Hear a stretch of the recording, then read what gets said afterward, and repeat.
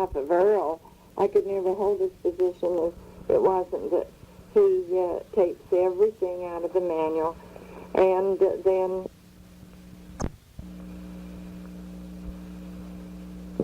well, we had to turn the tape over, didn't we? So now I'll just conclude by saying that how grateful I am for Earl, that he helps me this way, and all the family do the best, just help me so much. My visual aids, and Helen goes over and sits by me at church and knows just exactly when I want this and when I want that. And it works out thanks to all of them. With my position in the church now, I'm very happy with it. And this is the third time that I've been called to serve in the as a Sunday school teacher of the 13-year-olds. And this year they gave me the 13 and the 14-year-olds. So I have a large class in a small room, and we get along real well, and I'm very thrilled with them.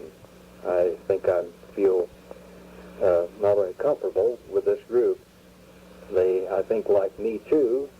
We have good rapport, good management, and I feel real happy that I'm rendering some service that I believe is very much worthwhile. Now, of course, referring to the Woodfields, Leon is still a bishop, Goodwin. People love him very much in his ward, and he's rendering some great service there. But he's still in the School of Business at the BYU, and of course, he takes many trips at the invitation of universities and companies such as Exxon to help them set up business practices and to evaluate what they're doing, and I don't know exactly what else, but he's going quite a little bit in doing this sort of thing. And Janet, she's in her music in the ward and primary. And I'd like to say something about Janet. We're real proud of Janet. She's a co-ed, a college co-ed. And she takes classes at the university. And we're just thrilled to think she's so energetic along being such a good mother. You know, she also helps at the college in different other activities. She helps register the students and really enjoys that. Yeah, Janet's busy with her church. She teaches, no, she's chorister, isn't she, Earl, in the primary, and she loves this. She's held quite a few different positions these last 2 years in various places in the church, but now her primary is where she's laboring now. And she's a very possessive grandmother, too. You didn't mention that. Oh, I thought that was coming up when we talk about Aaron. But, I'll say, they have a new life in their family. A new little life, I should say, of little Aaron that has been sent to them. We're so thrilled with Aaron. She was born on the 20th of May. In fact, she's the only grandchild of our own children. She's our first birthday in May. Generally always said, oh, I've got to have... Did you say our first grandchild? Well, this is a great-grandchild, okay, our first one. Generally always said, oh, I want her to be born in May because we have a birthday in May in the family. And here she is, bless her. She had quite a time, little Erin. She fought so bravely for her life. She was a wee 4 pounds when she was born. And when Steve called us in the middle of the night and told us that she was here, we were so elated and thrilled, our first grandchild. And then he said, Grandma, she's having problems. She's so tiny. They're working with her. And as the next day we talked to Janet, and for days, this little Erin put up such a good fight for her life. And she made it. She really did. She's a beautiful baby. Spending time in the hospital for, how long was it, Earl? Nearly 2 weeks. and then home to fill all of our lives with happiness and love. And she's growing so beautifully and such a pretty baby. Well, Steve, I must say she looks like Jana Lee. She looked like Jana Lee did when she was a baby. A beautiful, beautiful baby. We're so thankful for her and the love that she has brought into our big family. And we're so thankful to our Heavenly Father for letting her stay with us and fill our lives with this happiness that we have. What are you holding hands with me, Grandma, for? Oh, just because I'm thinking of Erin and the love we have for her. Okay? Well, let's talk about Malia for just a moment. That's quite interesting to think that she's interested in pre-med courses at school.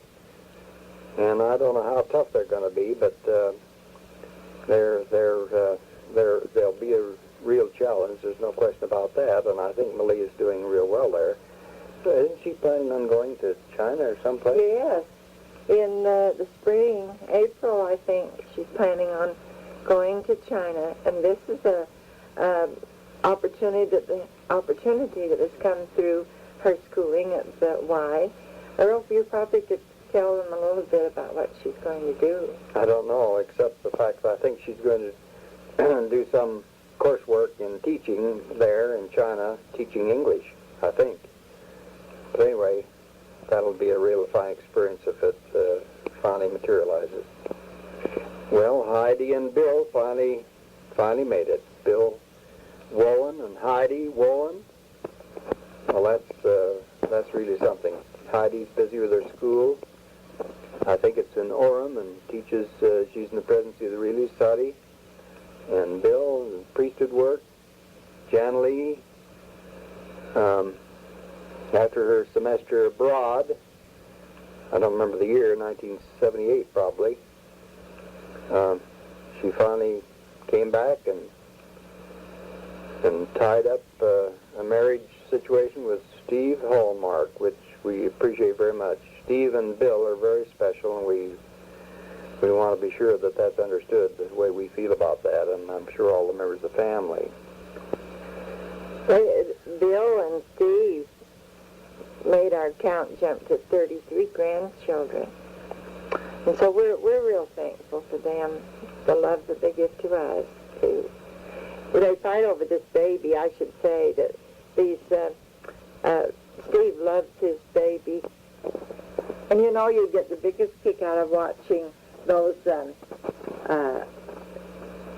Chris and Craig. I was trying to think. They're uncles, aren't they, to that baby? And they just stand over her and try to decide whose turn it is and to hold her. And she's got so old enough now so she enjoys them, too. The whole family. Leon is, he says she must, in fact, her first word must be Grandpa. And I just have to talk about Erin, because she has been such a wonderful addition to our big family. You want to use the rest of the tape talking about her? Or yes, I could do. Better mention that Craig is a deacon, I believe a teacher now, and he's been busy in city sports and county recreational sports this last summer, and Chris, the deacon, he's interested in sports, and these fellows are growing so fast that we can hardly keep track of them. Well, I suppose that Jan Lee has her hands full taking care of the baby, and with the help of the grandma, of course, and serving the presidency of the Young Women's Mutual Improvement Association. And Steve is busy as can be in his computer work at school, and he's busy in his church work. Bill, of course, graduated from school and from BYU, and he's working, I think, in Salt Lake now. Bill's also working on his master's. We're proud of Bill and Steve.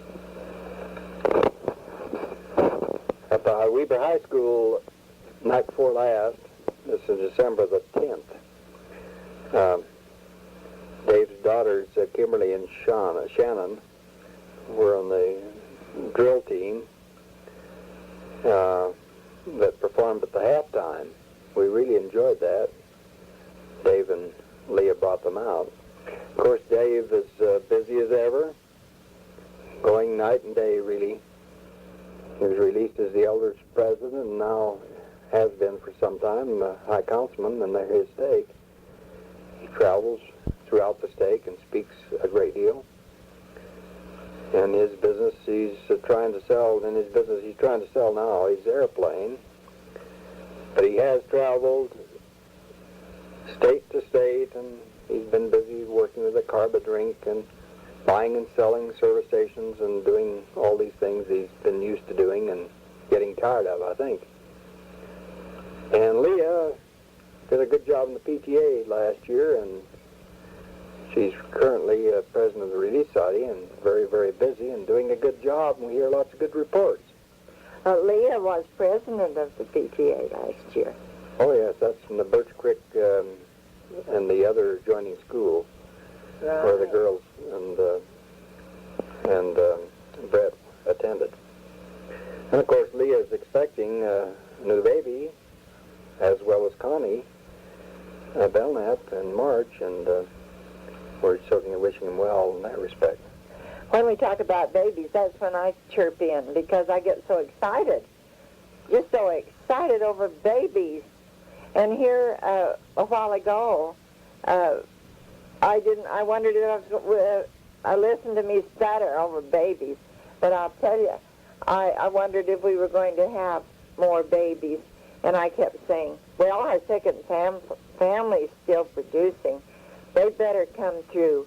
And then right after we heard that, we knew that Jeannie was going to have a baby, and then Aaron was expected, and then we heard that Connie and Leah were going to have babies, and I kept just walking around here, 4 babies, how wonderful. And there will be 4 babies within another record, 4 babies within 6 months. Oh, we're so excited. You can hardly wait. Oh, Jeffy, he talks about the baby all the time. So does Nathan and Brian, because they're so excited about these new babies that's coming into the family. And, of course, all our families are excited about these new babies. Of course, Jeff is a big kindergarten student now, and he seems to love his kindergarten very much. Brett, he likes athletics as usual, and when we get down there, he's usually bouncing a ball or something like that. And of course, he's an avid reader. Kimberly and Shannon, of course, they've been excellent students, and they're beautiful handwriters. Penmanship must be one of their specialties because their penmanship is really very choice. When Earl's talking about Shannon and Kimberly, I must tell you that this drill team, this is their 2nd year, and they are appearing at the colleges. They have an appointment at Weber College coming up, another one up in Idaho, and they're really very good. Shannon the other night was the very tippity top of the pyramid, and they're such pretty girls, and Leah keeps them so just right. They stand out in their drill team. We're proud of them, too. Well, maybe we better refer back. We're just trying to make a little history, put it down in writing here. And we're wandering a lot, and we're not sure of every date, everything that's happened, but we're hitting it fairly close, I suppose. Maybe we ought to mention that one of the important things that happened to me is that I anticipated surgery on the back, my lower back.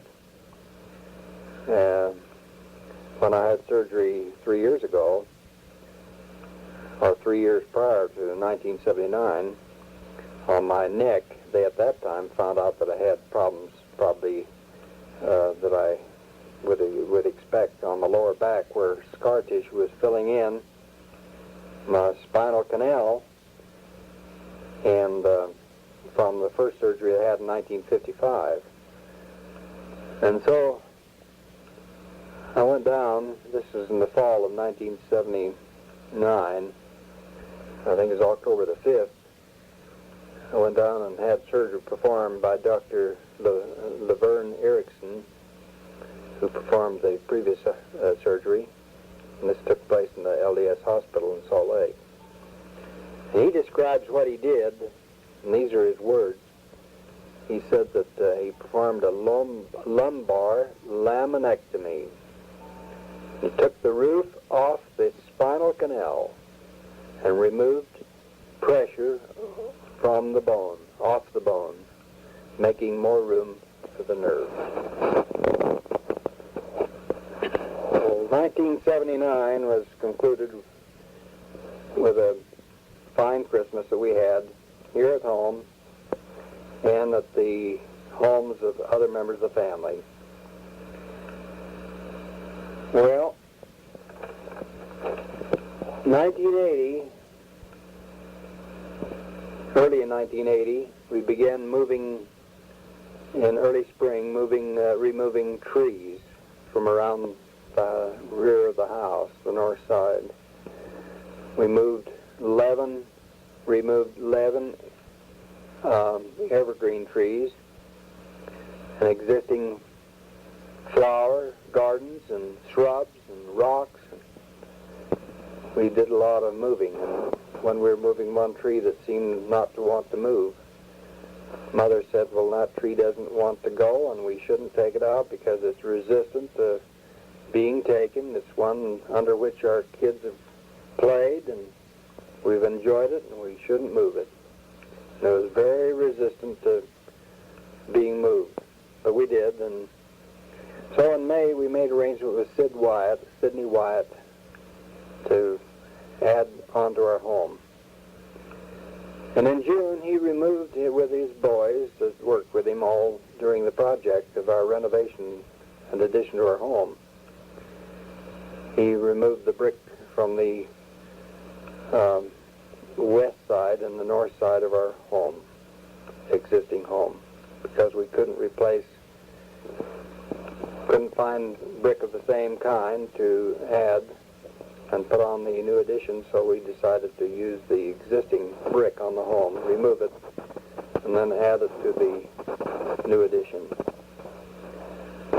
And Lowell Burton, a friend of ours, came out and with his backhoe and did some excavation, moved some of the flower gardens and other things, and then Ned Malin came with his mammoth equipment, and from about 2 positions on the north side of the home, he excavated and took out 1,000 tons of clay, which he and with his big trucks hauled up to Albert Liston's, and it was used as a fill up there. And then they built up quite a runway or driveway on the north side of the home, or the excavation pit,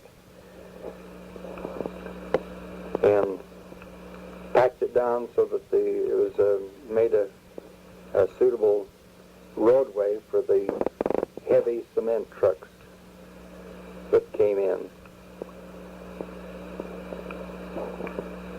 Malin, when he was digging, of course, he dug out all the old existing water lines.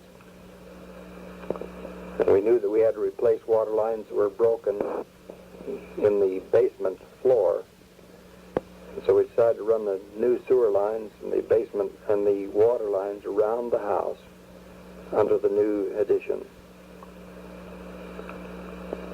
A man by the name of Hollis from North Ogden came and formed up the walls, and they were poured in one day, and before sundown he'd taken the forms off, and Sid Wyatt was ready to start framing up the house. The company from Salt Lake came out and cut a doorway on the north side of our existing home through the 1-foot thick cement walls. That was our basement, wasn't it? Our old basement where they made the door. Yes, he made a door. And then we removed the existing piano, the piano that we'd had for years, through this door and took it out, and with my big front-end loader, we lifted the old piano out of the house while we have an opportunity to take it out in an easy way. I'd like to say something about moving that piano. We figured it would never, ever be able to be removed from the basement because it was such a large piano, and they'd had such a time to bring it in when we lived in the basement. And we remember so well how they held the piano on the stairway while the workmen went back to, the ones that were delivering it, went back to town to get some more things to help bring it in the basement. So we figured it was there to stay. But we wanted it out at this time. And I sat in our old bedroom window and watched them take that piano strapped to this, what was it, Earl, tractor, on the tractor? And what you had to rope it, didn't you, onto the tractor so it wouldn't fall off. We put ropes around it and then used the ropes and tied it to the bucket on the front end loader and lifted it out. Can you believe it? And I sat there in this, in my bedroom window, just praying that it wouldn't fall off and hurt someone. Al and Sid and his boys and Earl and everybody stood at attention and watched that thing go up. So we got it out. When we had those large piles of dirt all the way around the house, covering up existing flower beds and everything else, and that's all we had. This mammoth equipment that Ned Malin had was so large that he had difficulty of maneuvering, but from one position did all this excavation. And while we had this big mess going on, Ray Johnson and I decided that we'd better put in new water lines clear down to the highway, which we did. And so he obtained the equipment for digging trenches, a trencher from his father, and we, with this trencher, cut new trenches up the grandma's house where the Johnsons are living, and also to our home. And while we're doing this, we broke several other lines. I think that we ran into 13 different problems in the way of water lines, many of them active and some old, and we had to cross the telephone lines at least 3 different times. This was quite a project, but in these new lines, which water lines, which gave us more water and ample supply and helped out a lot. And everything's working out fine in that respect. We dug down on the east side of the house to find the old main sewer line and found it was in excellent condition. The gas company came out and lowered the gas line that goes up to Ray Johnson's. That was in the giving us trouble. And then Sid began framing up the building. We used 6-inch studding around the building to accommodate thick foam insulation. The structural roof trestle, 44 feet long, was built by the Intermountain Precision Homes, the Wade brothers. With the front end loader, we lifted those up to the square. They were balanced by Sid's boys, and they were then placed in position, the 13 of them. Albert, with some help from me, constructed a 14-foot high triangular elevator shaft, and the inside elevator itself, with rollers on each side, accommodates about 1,000 pounds of wood to be brought up from the basement. This elevator is in the northwest corner of our home. The new addition, with about 900 square feet on the main floor and about the same on the basement, the full basement part accommodates a laundry room, 3 storage rooms. It's a full basement, has a place for a 3-year supply of wood. And upstairs in the northwest corner, we installed a ton of rock, 300 square feet, to make a rock wall in the northwest corner near the elevator. I happen to do the rock and the tile work that accommodates the tile work for the platform that supports the hurricane stove. And then I continued by painting throughout the building, and Al Liston and I did the wall text papering. The home was wide open during this construction, and I stayed to watch the home while the family went to Sweetwater and had a fine, enjoyable vacation up there. On top of the building is 2 air conditioners, and Ray Johnson and his men did the electrical work. After the building is completed, I hauled out a few hundred loads of clay and returned topsoil and fertilizer and re-landscaped new plantings on the sides and the rear of the home. And then the inside, we of course put in new cabinets, and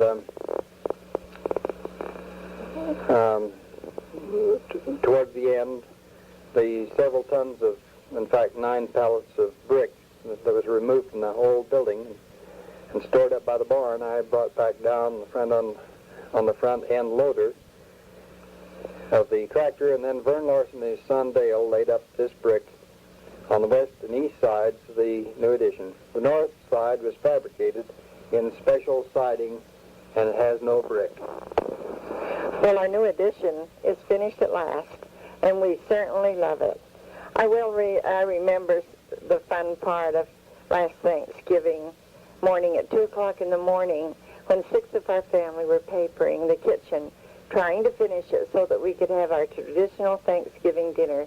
Believe it or not, we had that dinner at 12 o'clock noon with 50 of our family here together.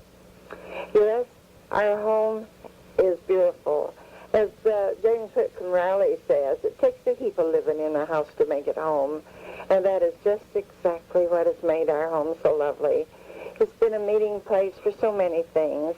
Molly with her stake work and her camp house, and the ward road show practices, and so many, many gatherings. The traditional Sunday night evenings when all the family who live close come home, and we get together and sing and watch pictures and have a togetherness here in our lovely addition. Yes, it is an improvement that we are all enjoying. When I say it is beautiful, it is just that. The drapes are so pretty and so different, and so many comments have been made of how different they are and how lovely. Our picture windows that shows Earl's beautiful garden work has been so outstanding, and many people have complimented Earl on his fine work out there with the flowers and the paths and all those things that take to make a home beautiful. I love my blue bedroom. It's all done in blue, my favorite color. Large bedroom now, all done in blue and yellow, large enough to accommodate our water bed that the kids had bought for us when we came home from our mission. And believe it or not, I can make that bed from all sides now. The new jacuzzi room, which we love and is so differently decorated with the plants, so the hanging flowers, and the beautiful mirrors that make the doors to our wardrobe. This all lends to a lovely home, and we love it. We are so thankful for it. I'm sure Molly loves our new addition, too. She's done so very much in decorating and the furnishings and planning the color harmony. I think it has been sort of fulfillment of a dream of hers to decorate and plan a home. Well, in 1981, in the spring, we started more plantings, much landscaping, building walkways, miniature fences around the flower beds, and for the first time I planted rhododendrons and lilies. And as the economy is worsening, we've been really concerned about harvest and the prospects for good prices. But the harvest in 1981 was very good for the cherries, and the prospect for good prices is just right. We had over about 209 tons of cherries, pie cherries. Most of them were A grade. We sold all the A grade, and the money was used to liquidate about $350,000 of our heavy debts at the bank in Brigham City. We only have about $80,000 still remaining on the building, and the growers will get some of the money. It'll be returned to them in January 1982. This has been really an open fall, Here it is, December the 15th, and we've had our first snow flurries today. The blossoms, the yard flowers, were in blossom until December the 12th, just last week. Mildred, Molly, and I enjoyed a 10-day trip into the Northwest and up into Canada this last summer during September. I had the opportunity to go to many fruit nurseries and talk with them about nursery problems, budding, and the selling of trees and other things associated with that. The highlight of this trip was visiting the Seattle Temple and going through a beautiful session there. The Seattle Temple is really a beautiful temple. Now, one of the most important things about this summary that we make